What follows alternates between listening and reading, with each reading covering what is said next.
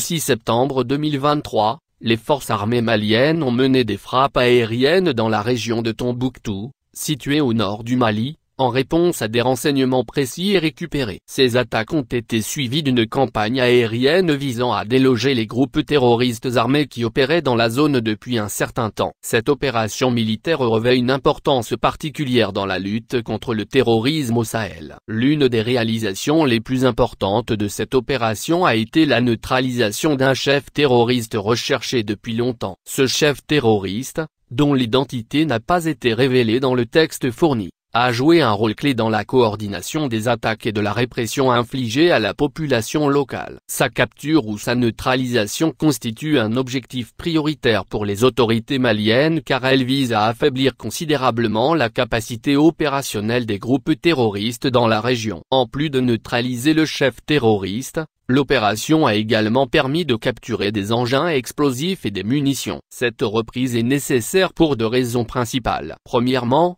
cela réduit considérablement la menace immédiate que ces engins explosifs représentent pour les populations locales et les forces de sécurité. Deuxièmement, en privant les groupes terroristes de ces ressources vitales, les opérations militaires compliquent leur capacité à mener des attaques similaires à l'avenir. La région de Tombouctou, autrefois centre historique du commerce et de la culture, a été durement touchée par l'instabilité et le terrorisme ces dernières années. Les attaques terroristes ont eu un impact dévastateur sur la population locale, la forçant à vivre dans une atmosphère de peur et d'insécurité constante. La présence de groupes terroristes armés entrave le développement économique et social de la région, alimentant un cycle de violence difficile à briser. Ces frappes aériennes et opérations aériennes démontrent la détermination du gouvernement malien à mettre fin à la menace terroriste dans la région de Tombouctou. Il est toutefois essentiel de noter que la guerre contre le terrorisme au Sahel ne peut être gagnée par un seul pays. Cela nécessite une coopération étroite entre les pays de la région ainsi qu'un soutien continu de la communauté internationale. La situation sécuritaire au Mali et dans la région du Sahel reste compliqué avec des groupes terroristes armés opérant dans des zones difficiles d'accès. Les populations locales ont été les premières à subir ces violences et restaurer la paix et la stabilité dans la région reste un défi majeur. La coopération régionale et internationale,